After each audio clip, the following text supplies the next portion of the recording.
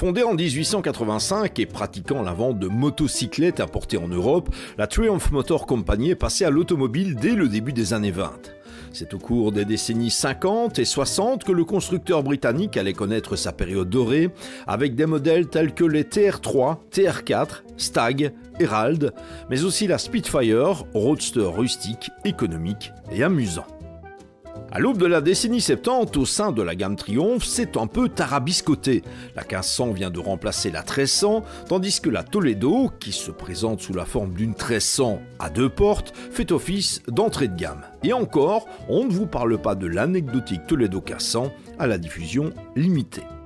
Apparaît ensuite la 1500 TC, au design enfin plus sexy et au train arrière plus moderne. Ce qui nous amène enfin à la Dolomite. Présentée en 1972, elle se distingue par son niveau de performance plus élevé. Dès son entrée en scène, elle est équipée d'un 4 cylindres de 1854 cm3, donné pour une puissance de 91 chevaux. Et à l'aube des 70s, 91 chevaux, c'est appréciable. Si la Dolomite conserve une ligne très british, le coup de crayon est néanmoins italien, comme souvent d'ailleurs. C'est Giovanni Michelotti qui s'est chargé de dessiner la belle avec une ligne totalement en phase avec la décennie. Oubliez les courbes et les galbes des années 60, place à quelque chose de plus carré et très réussi.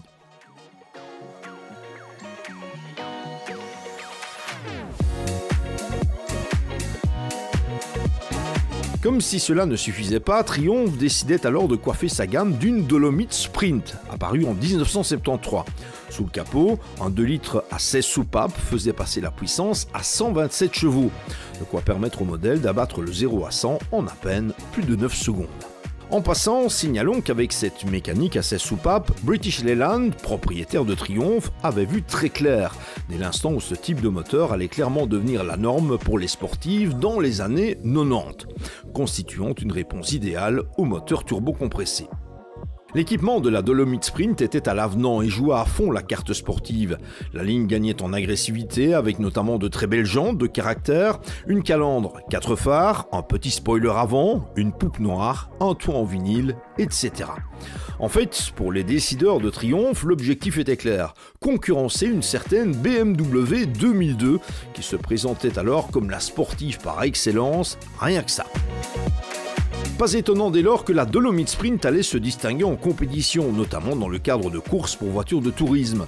Des pilotes tels que René Metsch, Jean-Pierre Josso, Jean-Louis Lafosse allaient en assurer la renommée et le palmarès, face aux 2002 évidemment, mais aussi aux Ford Escort Mark I et Mark II, Ford Capri et autres Opel Commodore.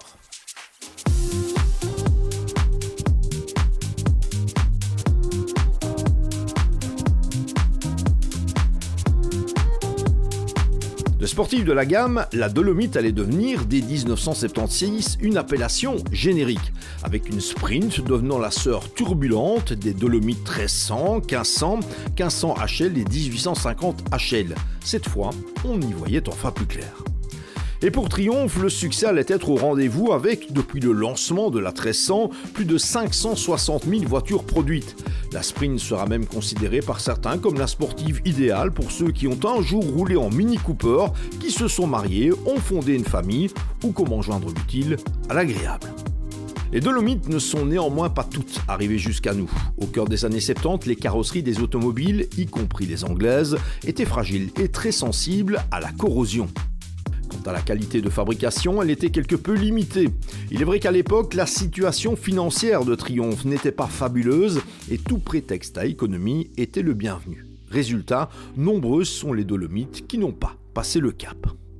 Aujourd'hui, la version Sprint de la Dolomite est la seule qui conserve une cote continuant de grimper. Mais attention à l'état de la voiture qui titille votre curiosité, car toutes les Triumph ayant atteint le cap du demi-siècle ne sont pas dans un état aussi impeccable que la version présentée ici. La fin de l'histoire de la Dolomite correspond aux premières heures des années 80. Le modèle sera remplacé par l'Acclaim, développé en collaboration avec Honda. Un modèle sans réel caractère qui sera d'ailleurs le tout dernier de la marque sur le front de l'industrie automobile. Qu'est-ce qui a pu motiver l'actuel propriétaire, 37 ans, de cette Triumph Dolomite Sprint, de jeter son dévolu sur une voiture sportive britannique? Eh bien, son papa. Et son papa, c'est Guy Pirenne, en fait. 17 participations aux 24 heures de Spa, 2 fois avec une Triumph Dolomite Sprint. Guy Pirenne qui nous explique que sur l'ancien Francorchamps, le grand circuit de Francorchamps, lorsqu'il est arrivé avec cette auto du côté de Hollowell, avant le freinage de Stavelot, eh bien, la vitesse de pointe était de 243 km/h, ce qui confirme que la Triumph Dolomite Sprint a un esprit qui vient de la compétition.